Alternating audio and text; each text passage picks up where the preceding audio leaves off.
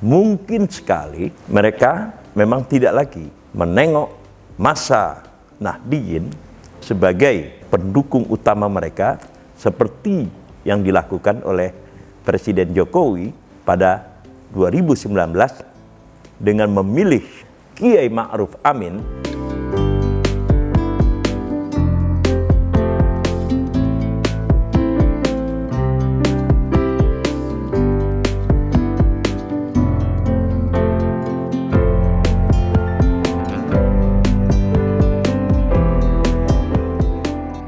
Pecinta Indonesia, bangsa dan demokrasi. Salah satu hal yang menarik dari kontestasi kepresidenan 2024 mendatang ini adalah pekatnya kehadiran NU pada calon-calon presiden dan wakil presiden. Kita telah tahu bahwa 3 pasangan calon presiden dan wakil presiden. Nah, di antara 3 pasangan itu, 2 pasangan mengandung unsur NU yang pekat. Yang pertama adalah pasangan Anies Baswedan dan Muhaimin Iskandar. Tentu kita tahu bahwa Anies Baswedan bukanlah elemen dari Nahdlatul Ulama, tetapi Muhaimin Iskandar itu sangat jelas-jelas merupakan elemen inti dari kaum Nahdlatul Ulama. Sebab seperti telah kita sampaikan berapa kali sebelumnya, Muhaimin Iskandar itu adalah cucu dari salah satu pendiri Nahdlatul Ulama pada 1926, yaitu Kiai Bisri Samsuri. Di dalam konteks inilah kita bisa melihat bahwa Muhaimin Iskandar itu adalah darah biru NU atau elemen pokok dari NU. Nah, di sebelahnya kita menemukan pada pasangan Ganjar Pranowo dan Mahfud MD. Di sini kita bertemu dengan Mahfud MD sebagai representasi dari kaum Nahdliyin. Jadi, dengan kemunculan 2 pasangan ini pekat dengan elemen atau unsur ke-NU-an, maka bisa kita katakan bahwa secara hipotesis kalangan NU merasa lebih dekat secara kultural dengan 2 pasangan ini, yaitu pasangan Anies Baswedan dan Muhaimin Iskandar dan pasangan Ganjar Pranowo dan Mahfud MD. Nah, sementara kemudian kita melihat pasangan Prabowo dan Gibran Raka Buming Raka. 2 pasangan ini sangat spesifik tampaknya karena tidak memperlihatkan sedikit pun ada warna ke-NU-an di situ. Di dalam pengertian lain bahwa tampaknya pasangan Prabowo Gibran ini melihat persoalan populasi para pemilih tidak lagi berdasarkan pada pengaruh kaum Nahdliyin di dalam konstelasi politik di Indonesia, atau lebih ringkasnya di dalam konstelasi politik pemilu. Nah, apa yang kemudian bisa kita kembangkan dengan percakapan ini? Yang pertama, kita harus kembali kepada pemilu dan kontestasi presiden yang berlangsung pada 2019. Ini penting kita lihat karena konteksnya dengan kehadiran tokoh NU di dalam kontestasi presiden, yaitu Kiai Ma'ruf Amin. Kiai Ma'ruf Amin bagaimanapun itu adalah seorang tokoh NU yang duduk di dalam kepemimpinan rohaniah di dalam NU, yaitu Ketua Syuriah Nahdlatul Ulama. Dan karena itu terjadi konsolidasi besar-besaran dari kalangan NU untuk mendukung pasangan Jokowi Kiai Ma'ruf Amin di dalam kontestasi Presiden 2019. Kita masih terbayang bagaimana di bawah kepemimpinan Kang Aqil Siraj, Ketua Umum PBNU pada waktu itu, yaitu pada 2019, menyelenggarakan sebuah pertemuan NU secara besar-besaran. Dan di situ Kang Aqil Siraj dengan terang-terangan menyampaikan dukungan dan doanya kepada Jokowi ketika mengatakan bahwa insya Allah Jokowi akan terpilih kembali di dalam pemilu mendatang, yaitu pada 2019. Nah, ucapan seorang ketua umum PBNU ini di dalam beberapa hal bisa kita katakan sebagai sebuah komando terhadap seluruh kaum Nahdliyin untuk mendengar dan sebisa-bisanya menuruti apa yang dikatakan oleh sang ketua umum PBNU pada waktu itu. Kenapa Kang Aqil Siraj yang merupakan sahabat saya itu menyatakan hal yang semacam ini?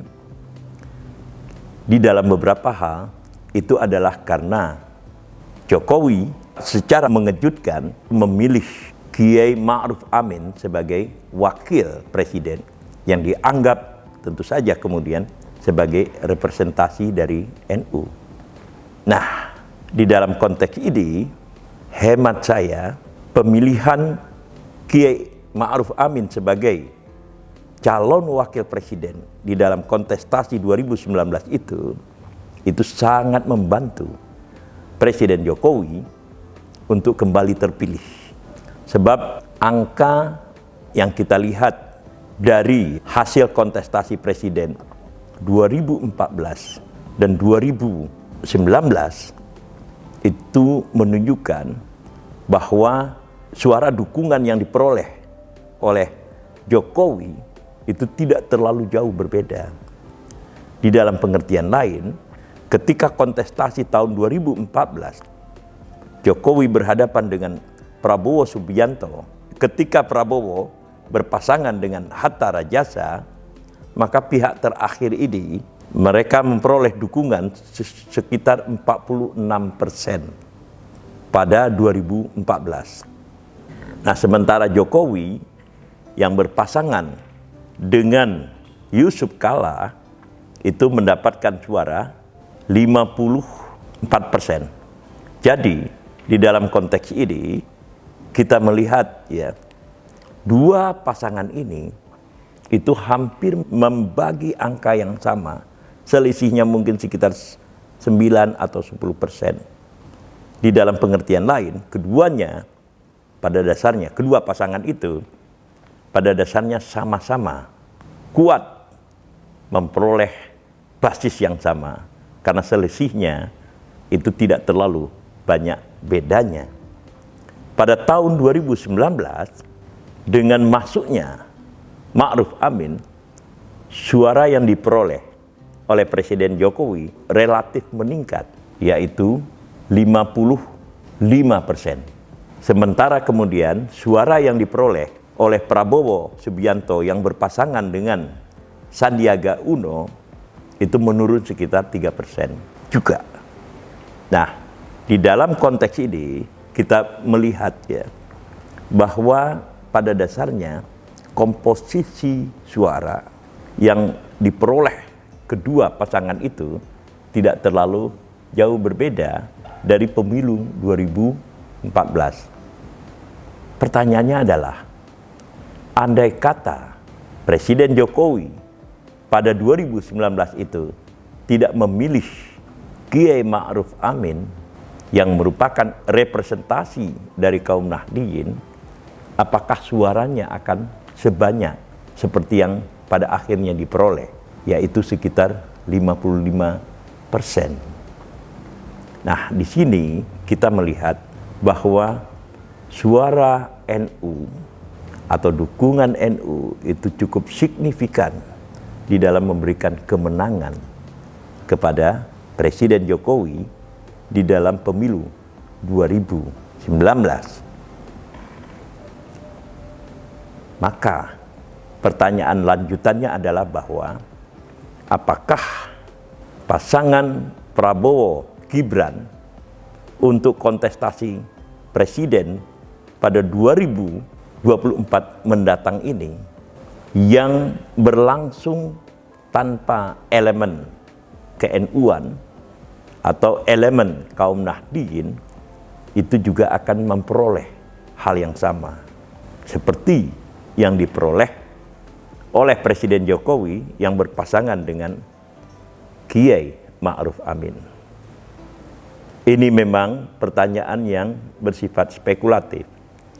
Tapi sebelum saya membahas lebih lanjut tentang pasangan yang bersifat non-NU ini, kita kembali sejenak kepada dua pasangan lainnya yang dua-duanya mempunyai unsur ke-NU-an, yaitu Anies Baswedan dan Muhaimin Iskandar, serta Ganjar Pranowo dan Mahfud MD. Saya memperkirakan bahwa pasangan yang terakhir yang saya sebut, yaitu pasangan nomor urut 3, Ganjar Pranowo dan Mahfud MD, tentu tidak hanya mendasarkan diri kepada dukungan kaum Nahdliyin. Sebab Ganjar dikenal dan telah kita bahas berasal dari elemen kaum nasionalis gitu. Jadi bisa kita perkirakan ya, bahwa sebagian besar pendukung PDIP, pendukung Partai Demokrasi Indonesia Perjuangan itu akan mengarahkan dukungannya kepada pasangan nomor 3 ini. Dengan beberapa catatan, apakah tidak ada penyeberangan loyalitas dari pendukung PDI Perjuangan ini kepada Jokowi. Kita tahu bahwa 2019 seperti juga 2014 itu suara pendukung Jokowi dengan suara pendukung PDIP itu menyatu, sehingga kemudian suara yang terlihat atau yang kita lihat kemudian itu bersifat bulat ketika pendukung Jokowi dan pendukung Partai Demokrasi Indonesia Perjuangan itu tidak terpisahkan gitu.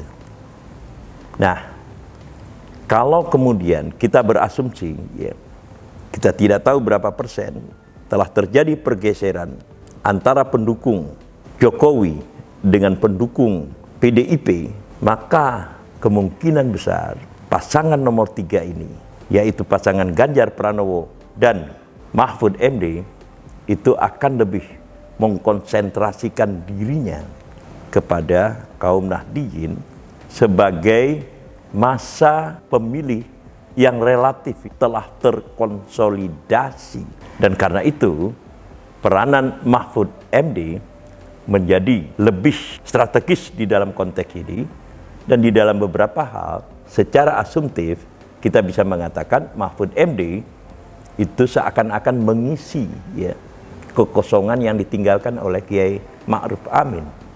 Tetapi ini pertanyaan yang bersifat terlalu imajinatif di dalam pengertian bahwa pada pasangan nomor urut 1, yaitu Anies Baswedan dan Muhaimin Iskandar, kita juga menemukan substitusi dari Kiai Ma'ruf Amin, yaitu yang diisi oleh Muhaimin Iskandar. Nah, sehingga kemudian di dalam konteks ini pertempuran dalam dua tanda kutip real yang berlangsung bagi kaum Nahdliyin itu adalah pertempuran antara Muhaimin Iskandar berhadapan dengan Mahfud MD. Ini adalah sesuatu yang menarik untuk kita lihat. Tentu di dalam membuat analisa lebih lanjut, kita akan melihat hal-hal yang lebih detail sifatnya. Tetapi saya tidak akan sampai ke situ karena konten tentang itu telah kita buat sebelumnya dan silahkan menyimaknya.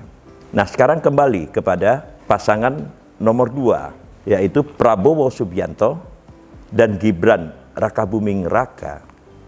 Kalau kemudian pasangan nomor urut 2 ini tidak mengandalkan dukungan dari kaum Nahdliyin, maka kalangan mana yang mereka andalkan untuk menjadi pendukungnya? Secara hipotetis, bisa kita katakan bahwa sebagian besar pendukung atau yang dianggap akan menjadi pendukung pasangan nomor urut 2 ini, itu adalah para pendukung Jokowi. Di dalam pengertian lain, walaupun secara statistik belum pernah diperlihatkan, Jokowi itu mempunyai pendukung tersendiri.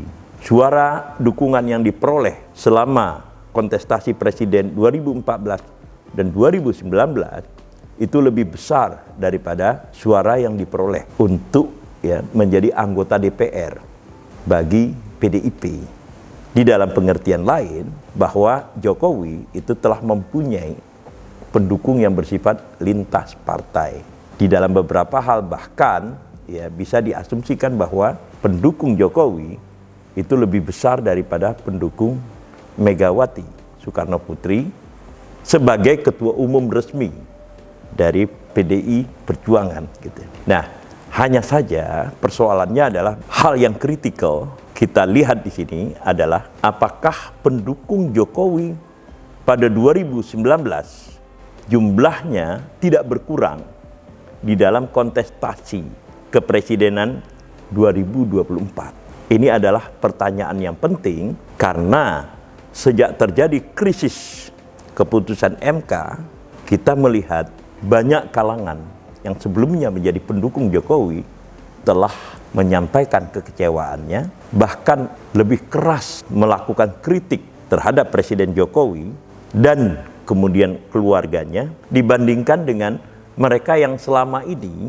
melakukan kritik terhadap Jokowi gitu. Di dalam pengertian lain, pendukung-pendukung Jokowi sebelumnya telah melakukan balik arah. Bisa kemudian mereka mengarahkan dukungannya kepada pasangan nomor 1, Anies Baswedan dan Muhaimin Iskandar, bisa juga kepada pasangan nomor urut 3, Ganjar Pranowo dan Mahfud MD. Jadi kalau kita lihat di sini, maka sekali lagi secara asumtif bisa juga dikatakan suara pendukung Jokowi pun pada dasarnya tidak utuh untuk kontestasi presiden pada 2024. Sama dengan suara dari PDIP. Tadi sudah kita katakan ada kemungkinan suara PDIP atau pendukung PDIP juga potensial berubah menjadi pendukung Jokowi yang dengan demikian memisahkan Jokowi secara tegas dengan PDIP. Tetapi sekali lagi saya ulang, ada juga kemungkinan pendukung Jokowi yang kecewa itu mengarahkan dukungannya kepada dua pasangan lainnya, yaitu pasangan nomor urut 1 dan pasangan nomor urut 2. Atau kita bisa mengatakan bahwa kalkulasi politik mereka itu sudah sangat berbeda dengan kalkulasi yang bersifat konvensional. Kemunculan adiknya Gibran, siapa namanya? Kaisang Pangarep, itu dilihat sebagai salah satu busur anak panah yang dilontar kepada sebuah generasi baru sama sekali, yaitu generasi Z, yang dalam singkatannya disebut dengan Gen Z. Ini lebih junior dibandingkan dengan generasi milenial. Nah, gaya dari kampanye yang dilakukan oleh Prabowo Subianto dengan berjoget misalnya sebagai sosok anak kecil yang gemuk dan lucu, lalu kemudian dia dipanggil dengan istilah gemoy. Gemoy itu adalah plesetan dari gemes, itu menunjukkan bahwa Prabowo Subianto tidak lagi memperhitungkan NU sebagai pendukung strategis bagi kemenangan pencalonannya sebagai presiden di dalam kontestasi 2024. Dan kalau kemudian dia mengambil, saya kira bukan hanya mengambil, berusaha sekeras-kerasnya untuk menjadikan Gibran Rakabuming Raka sebagai calon wakil presidennya, maka semakin jelas bahwa pasangan nomor 2 ini tidak lagi melihat masa NU sebagai potensi pendukung baginya, sebab gabungan dari pemilih milenial dan generasi Z itu cukup besar jumlahnya. Di dalam statistik yang disodorkan oleh Komisi Pemilihan Umum atau KPU, jumlah mereka itu lebih dari 100 juta. Lebih tepatnya, generasi milenial berjumlah 66 juta. Sementara generasi Z atau Gen Z itu sekitar 46 juta. Dan populasi dari pemilih untuk pemilu 2024 ini 204 juta. Itu artinya bahwa lebih dari separuh pemilih pada 2024 itu adalah gabungan generasi milenial dan generasi Z. Nah, di dalam konteks inilah, kalau misalnya kalkulasi-kalkulasi mereka itu tepat, itu telah menunjukkan bahwa mereka melihat politik pada periode 2024 ke atas itu merupakan sebuah lanskap baru yang hampir tidak ada hubungan akarnya dengan praktek-praktek dan asumsi-asumsi politik yang berlaku sebelumnya, yaitu pemilu 2019 ke bawah. Di dalam pengertian lain, mungkin sekali mereka memang tidak lagi menengok masa Nahdliyin sebagai pendukung utama mereka seperti yang dilakukan oleh Presiden Jokowi pada 2019 dengan memilih Kiai Ma'ruf Amin sebagai calon wakil presidennya.